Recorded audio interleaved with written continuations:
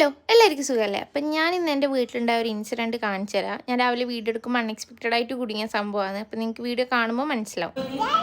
ഓ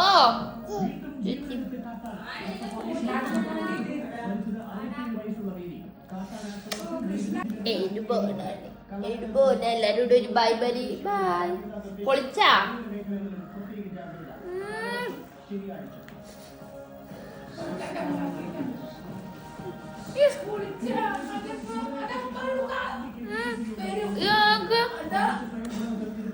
പ്രിയോ ഇത് വടക്കായിനി മൂത്ത രാവിലെ തന്നെ പീടിയെ പോയി സാധനം വാങ്ങിയിട്ട് വരുമ്പോൾ ഏതും രണ്ടും അഞ്ചും വാങ്ങിനേനും. ഏതും ഇന്നും എൻ്റെ അച്ഛൻ്റെ വീട്ടിലേക്ക് തിരിച്ചു പോന്നാ എൻ്റെ അച്ഛനെ കൊണ്ടാക്കുക.